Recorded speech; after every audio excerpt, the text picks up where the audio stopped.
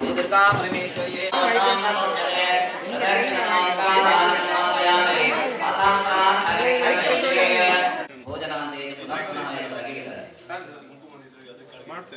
ಯಾಗದ ಕೊನೆಯಲ್ಲಿ ಅಥವಾ ಪೂಜೆಯ ಅಂತ್ಯದಲ್ಲಿ ನಾವು ದೇವರನ್ನು ಏನನ್ನು ಪ್ರಾರ್ಥನೆ ಮಾಡ್ತೇವೆ, ಆಯಾಯ ಪ್ರಾರ್ಥನೆಯನ್ನ ಆಯಾಯ ಕಾಲದಲ್ಲಿ ದೇವರುಗಳು ಪುನರ್ವಹಿಸುತ್ತಾರೆ ಎನ್ನುವಂತಹ ನಮ್ಮ ಶಾಸ್ತ್ರ ಅಭಿಮತ.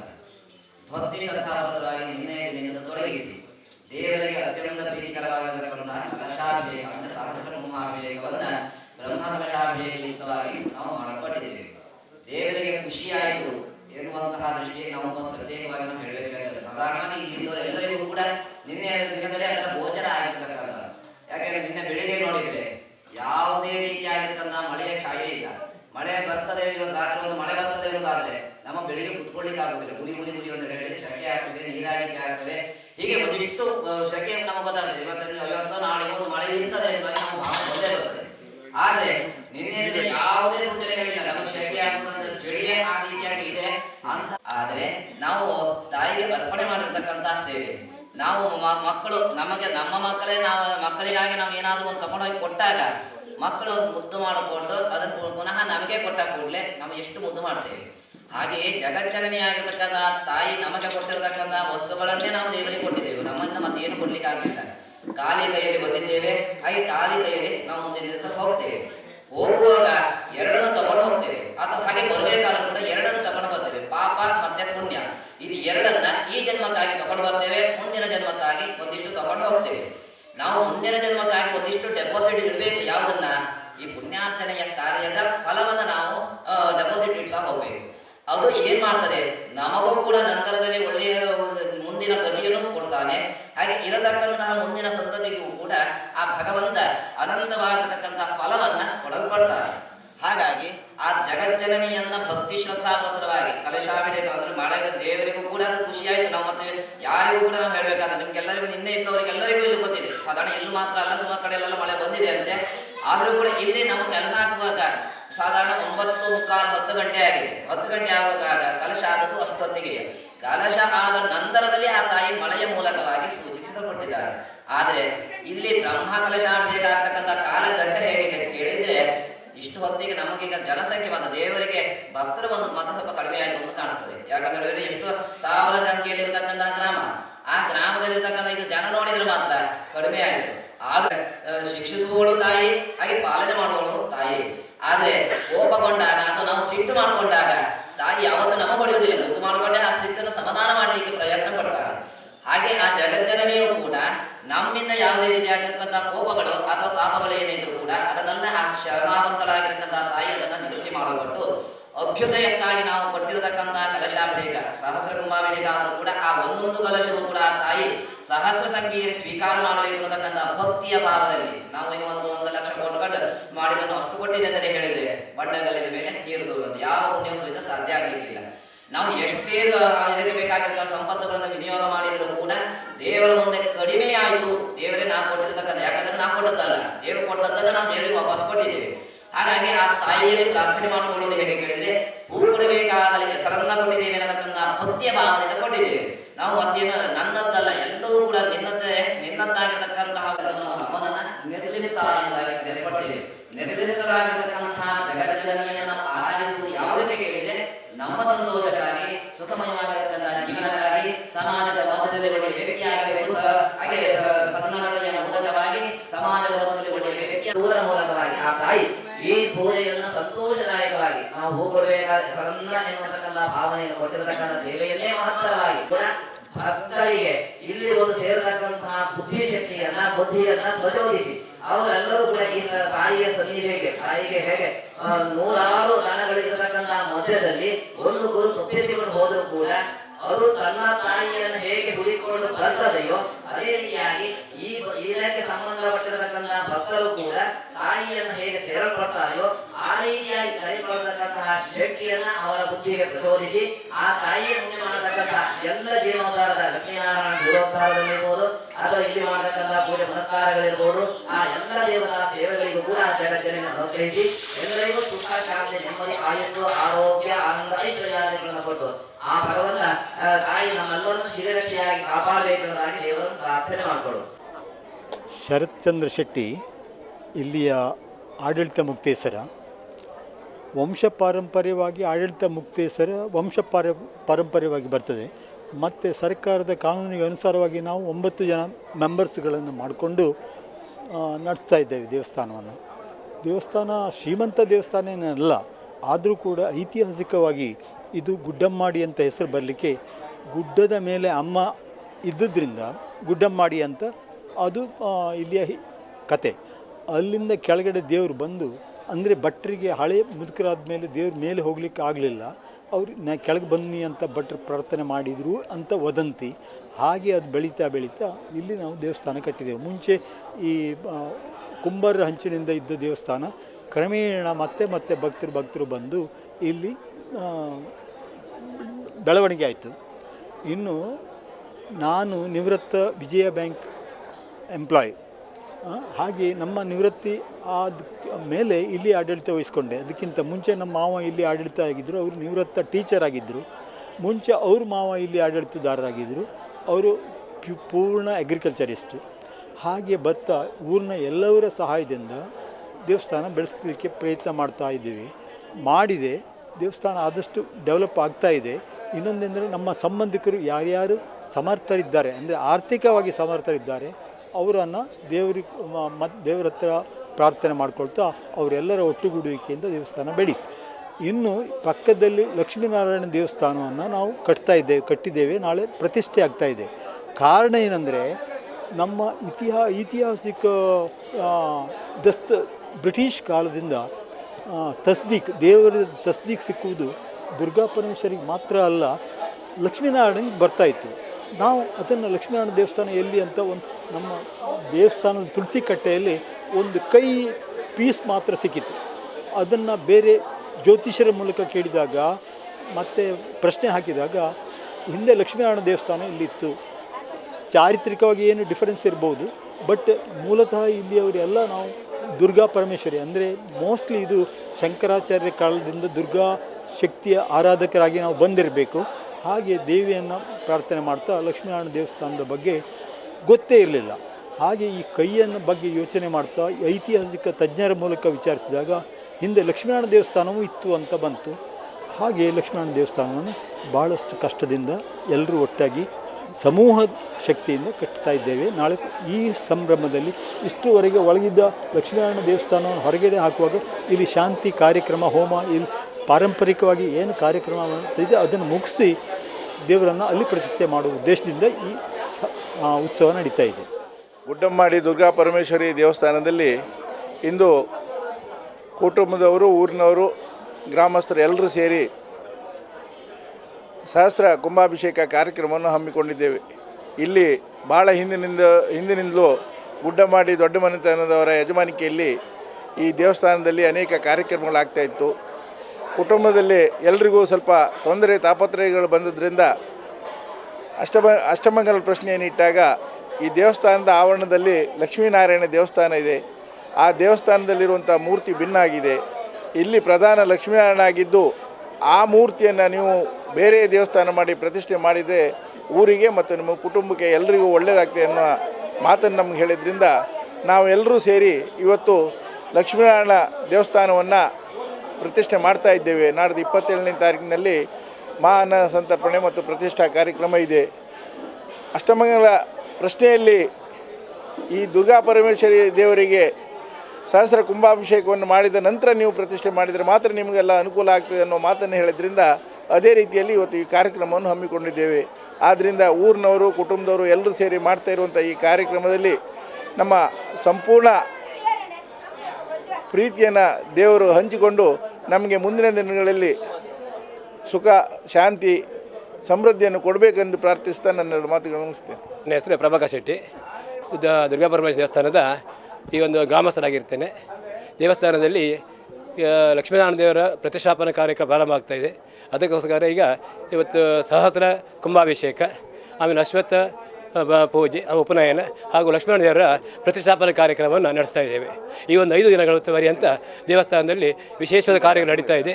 ಹಾಗೂ ಪ್ರತಿದಿನ 24 ತಾರೀಕಿನ ಪ್ರಾರಂಭವಾಗಿ ಪ್ರತಿದಿನ ಅನ್ನಸಂತರ್ಪಣೆ ಕಾರ್ಯಕ್ರಮ, ಅನ್ನಸಂತರ್ಪಣೆ ಕೂಡ ಎಲ್ಲ ಸೇವಾಕರ್ತರು ತಮ್ಮ ದಾನದ ರೂಪದಲ್ಲಿ ಎಲ್ಲರಿಗೂ ಅನ್ನಸಂತರ್ಪಣೆಯನ್ನು ಒದಗಿಸಿರುತ್ತಾರೆ. ಹಾಗೂ ದೇವಸ್ಥಾನ ಆಡಳಿತ ಮಂಡಳಿಯವರು ಹಾಗೂ ಊರವರು ಬರೋರೆಲ್ಲರೂ ಕೂಡ ದೇವಸ್ಥಾನದಲ್ಲಿ ಸಹಕಾರ ನೀಡಿ ದೇವಸ್ಥಾನದ ಕಾರ್ಯಕ್ರಮವನ್ನು ಹಾಗೂ ದೇವರ ಒಂದು ಪ್ರತಿಷ್ಠಾಪನಾ ಕಾರ್ಯವನ್ನು ಉತ್ತಮ ರೀತಿಯಲ್ಲಿ ನಡೆಸಲು ಗ್ರಾಮಸ್ಥರೆಲ್ಲರೂ ಕೈ ಜೋಡಿಸುವುದು ಒಂದು ಸಂತಸದ ವಿಷಯವಾಗಿರ್ತದೆ. ಶ್ರೀ ಗುರುಭ್ಯೋ ನಮಃ. ಶ್ರೀ ದುರ್ಗಾ ಪರಮೇಶ್ವರಿಯನ್ನು ನಮಸ್ಕರಿಸುತ್ತಾ ಹಾಗೂ ಲಕ್ಷ್ಮೀನಾರಾಯಣನ ಸ್ಮರಿಸುತ್ತಾ ಇವತ್ತಿನ ಶ್ರೀ ದುರ್ಗಾ ಪರಮೇಶ್ವರಿಗೆ ಸಹಸ್ರ ಕುಂಭಾಭಿಷೇಕ ಹಾಗೆ ಪ್ರಧಾನ ಅಭಿಷೇಕವಾಗಿ ಈಗ ಮುಂದಿನ ಕಾರ್ಯಕ್ರಮಗಳು ನಡೆಯಲಿಕ್ಕಿವೆ. ನಾಡ್ದು 25ಕ್ಕೆ ಅಶ್ವತ್ಥನ ಉಪನಯನ ಮತ್ತು ಇದರ ಬಗ್ಗೆ ವಾಸ್ತು ಮತ್ತು ಇದರ ಅಭಿಷೇಕ ಹೋಮಗಳು ನಡೆಯಲಿಕ್ಕಿವೆ. ಹಾಗೆ 26ಕ್ಕೆ ಅಶ್ವತ್ಥನ ಉಪನಯನ ಮತ್ತು ಮುಂಜಿ 2 ನಡೆಯಲಿಕ್ಕಿದೆ. ಹಾಗೆ 27ಕ್ಕೆ ಶ್ರೀ ಲಕ್ಷ್ಮೀನಾರಾಯಣ ದೇವರ ಪ್ರತಿಷ್ಠಾಪನೆಯ ಇದರ ಕಲಾ ಹೋಮ ಮತ್ತು ಇದು ನಡೆಯಲಿಕ್ಕಿದೆ. ಅದ ನಂತರ 27ಕ್ಕೆ ಪ್ರತಿಷ್ಠೆ, ಹಾಗೆ 28ಕ್ಕೆ ಕಲಾ ಸಂಕೋಚ ಹೋಮಗಳು ನಡೆದು ಎಲ್ಲ ಕಾರ್ಯಕ್ರಮಗಳು ಸಾಂಗವಾಗಿ ನಡೀಲಿಕ್ಕೆ ಎಲ್ಲ ಊರಿನವರ ಸಹಕಾರ, ಹಾಗೆ ಊರಿನಲ್ಲಿ ಪರ ಊರಿನಲ್ಲಿ ಇಲ್ಲಿ ಉದ್ಯೋಗ ಮಾಡಿದ್ದವರು ಈ ದೇವಸ್ಥಾನದ ಬಗ್ಗೆ ತುಂಬ ಕಾಳಜಿಯಿಂದ ಅವರವರು ನಾವು ಏನೇನು ಇಲ್ಲಿ ದೇವಸ್ಥಾನದ ಆಡಳಿತ ಮಂಡಳಿಯವರು, ಜೀರ್ಣೋದ್ಧಾರ ಸಮಿತಿಯವರು ಏನು ಕೇಳಿದ್ದಾರೆ ಅದಕ್ಕೆಲ್ಲ ರೀತಿಯಲ್ಲಿ ಸಹಕಾರವನ್ನು ಕೊಟ್ಟು ಈ ದೇವಸ್ಥಾನದ ಈ ಕಾರ್ಯಗಳು ಸಾಂಗವಾಗಿ ನಡೀಲಿಕ್ಕೆ ಸಹಕಾರ ಕೊಟ್ಟಿದ್ದರಿಗೆ ಅವರಿಗೆಲ್ಲರಿಗೂ ವಂದನೆಗಳನ್ನು ಸಲ್ಲಿಸ್ತೇನೆ. ಹಾಗೆ ಅವರು ಇನ್ನೂ ಸಹ ಈ ದೇವರ ಸೇವೆ ಮಾಡಿದ್ದ ನಿಮಿತ್ತ ಅವರಿಗೂ ಸಹ ಒಳ್ಳೆಯದಾಗಲಿ, ದೇವರು ಒಳ್ಳೆಯ ಆಶೀರ್ವಾದ ಕೊಡಿ, ಆಯುರ ಆರೋಗ್ಯ ಐಶ್ವರ್ಯವನ್ನು ಕೊಟ್ಟು ಅವರಿಗೂ ಸಹ ಇಲ್ಲಿ ಸೇವೆ ಮಾಡುವಂಥ ಭಾಗ್ಯ ಮುಂದೆ ನೀಡಲಿ ಅಂತ ಹೇಳಿ ದೇವರಲ್ಲಿ ಪ್ರಾರ್ಥಿಸಿ ನನ್ನೆರಡು ಮಾತನ್ನು ಮುಗಿಸ್ತೇನೆ. ರಾಮರಾಯರು ಹೇಳಿದ್ದಾರೆ. ಹಾಗೆ ತಾಯಿ ದುರ್ಗಾ ಪರಮೇಶ್ವರಿಯ ಪ್ರತಿಷ್ಠಾಪನಾ ಮಹೋತ್ಸವ ಬ್ರಹ್ಮಕಲಾಭಿಷೇಕವು ಈ ದಿನ ನಡೀತಾ ಇದೆ ಈಗ ಭಾಳ ವಿಜೃಂಭಣೆಯಿಂದ. ಹಾಗೂ 27-28ಕ್ಕೆ ಲಕ್ಷ್ಮೀನಾರಾಯಣ ದೇವರ ಪ್ರತಿಷ್ಠಾ ಮಹೋತ್ಸವವು ಇಲ್ಲಿ ಭಾಳ ವಿಜೃಂಭಣೆಯಿಂದ ನಡೆಯಲಿಕ್ಕಿದೆ ಗುಡ್ಡಾಮಡಿಯಲ್ಲಿ. ಎಲ್ಲ ಕಾರ್ಯಕ್ರಮಕ್ಕೂ ಊರಿನವರ ಸಹಕಾರ ಹಾಗೂ ಎಲ್ಲರ ಪ್ರೋತ್ಸಾಹದಿಂದ ಈ ಒಂದು ಕಾರ್ಯಕ್ರಮ ಯಶಸ್ವಿಯಾಗಿ ಶ್ರೀ ದುರ್ಗಾ ಪರಮೇಶ್ವರಿ ಅನುಗ್ರಹದಿಂದ ಯಶಸ್ವಿಯಾಗಿ ಮೂಡಿಬರಲಿ ಅಂತ ಹಾರೈಸುತ್ತಾ 12 ಮಾತನ್ನು ಮುಗಿಸ್ತೀನಿ. ಶ್ರೀ ದುರ್ಗಾ ಪರಮೇಶ್ವರಿ ಹಾಗೂ ಶ್ರೀ ಲಕ್ಷ್ಮೀನಾರಾಯಣ ದೇವಸ್ಥಾನದ ಒಂದು ವಿಜೃಂಭಣೆ ಒಳ್ಳೆ ರೀತಿಯಲ್ಲಿ ನಡೀತಾ ಇದೆ. ಅದು ಅಲ್ಲದೆ ಶ್ರೀ ಗುಡ್ಡಾಮಡಿ ದೊಡ್ಡಮನೆಯ ಮನೆತನದಿಂದ ಬಂದಂತಹ ಒಂದು ಹಳೆಯ ಒಂದು ಸಂಪ್ರದಾಯದಂತೆ ಹಾಗೆ ಇಲ್ಲಿನ ಗ್ರಾಮಸ್ಥರು ಈ ಒಂದು ಉತ್ಸವಕ್ಕೆ, ಪ್ರತಿಷ್ಠಾ ಮಹೋತ್ಸವಕ್ಕೆ ಎಲ್ಲರೂ ಸಹಕಾರರಾಗಿ ಎಲ್ಲರೂ ಒಳ್ಳೆ ರೀತಿಯಲ್ಲಿ ಕೆಲಸಗಳನ್ನು ಮಾಡ್ತಾ ಇದ್ದಾರೆ. ಹಾಗೆ ಆ ತಾಯಿಯು ಹಾಗೆ ಲಕ್ಷ್ಮೀನಾರಾಯಣವು ಅವರಿಗೆ ಎಲ್ಲರಿಗೂ ಆಯುರಾರೋಗ್ಯವನ್ನು ಕೊಟ್ಟು ಹರಿಸಲಿ ಅಂತ ಆ ತಾಯಿಯಲ್ಲಿ ನಾವು ಬೇಡಿಕೊಳ್ತಾ ಇದ್ದೇವೆ. ರಾಜೀವ್ ಶೆಟ್ಟಿ ಅಂತ ಈ ದೇವಸ್ಥಾನದಲ್ಲಿ ಇಡೀ ಗ್ರಾಮದ ಜನರ ನನ್ನೊಟ್ಟಿಗೆ ಸಹಕರಿಸಿ ನಾವು ಇಷ್ಟು ದೊಡ್ಡ ಒಂದು ಸಂಭ್ರಮದ ಪೂಜೆ ಮಾಡಿದ್ದೇವೆ ದೇವಿಗೆ. ಆ ದೇವಿಯು ನಮ್ಮೆಲ್ಲರನ್ನೂ ಕರುಣಿಸಲಿ, ಅನುಗ್ರಹಿಸಿ. 27-28ಕ್ಕೆ ಲಕ್ಷ್ಮೀನಾರಾಯಣ ದೇವಸ್ಥಾನದ ಪ್ರತಿಷ್ಠೆ ಉಂಟು. ಆ ಬಗ್ಗೆ ನೀವೆಲ್ಲರೂ ಬರಬೇಕು. ಇಲ್ಲಿ ಒಂದು ಕೊರತೆ ನಮ್ಮನ್ನು ಕಾಡ್ತಿದೆ. ಯಾಕೆಂದರೆ ಈ ಗ್ರಾಮದ ಜನರ ದೇವಸ್ಥಾನ ಇದು. ಅವರೆಲ್ಲರೂ ಬಂದು ಕೈ ಮುಗಿದರೆ ಆ ದೇವರಿಗೂ ಸಂತೋಷ ಆಗ್ತದೆ, ಉಳಿದವರಿಗೂ ಕೂಡ ನಾವು ಕೈ ಮುಗಿಯುವ ದೇವಿಗೆ ಅಂತ ಬರ್ತದೆ. ಆದರೆ ಇವತ್ತು ಭಾಳ ಕಡಿಮೆ ಅಂತ ಭಟ್ರು ಹೇಳ್ತಾ ಇದ್ದಾರೆ. ಆದ್ದರಿಂದ ಅದೊಂದು ಕೊರತೆ ನೀಗಿಸಬೇಕು ಅಂತ ನಿಮ್ಮೆಲ್ಲರಲ್ಲೂ ನಾನು ಬೇಡ್ತೇನೆ.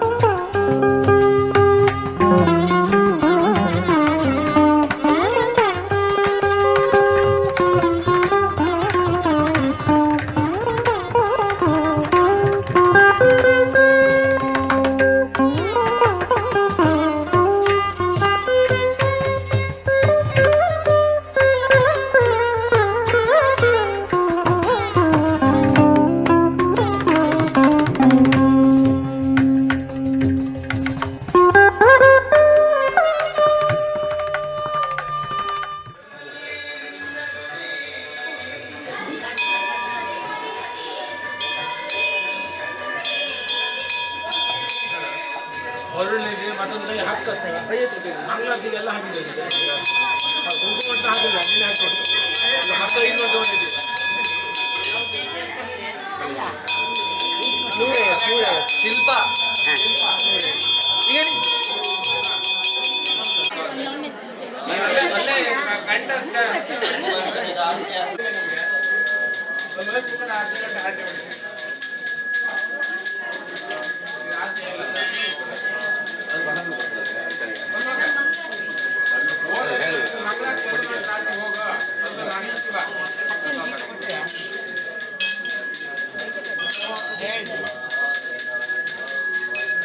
ओम ध्रुवाद्यो ध्रुवा पृथिवी ध्रुवा सपर्वता इमे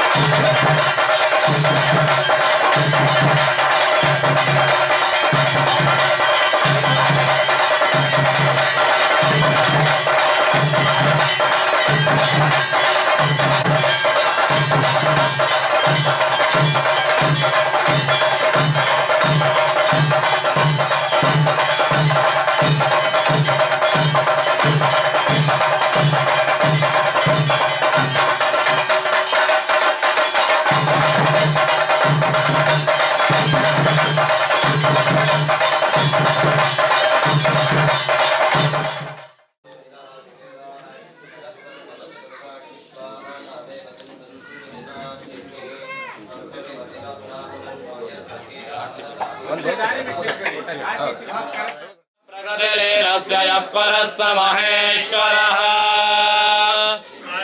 सायुधायै समानायै सपरिवारायै सर्वालङ्कारभूषिणायै श्रीदुर्गायै नमः मन्त्रपुष्पाञ्जलिं समर्पयामि प्रार्थनां करिष्ये सर्वमङ्गलमाङ्गल्ये सर्वार्थसाधिके शरण्ये त्र्यम्बके गौरी नारायणि नमोस्तुते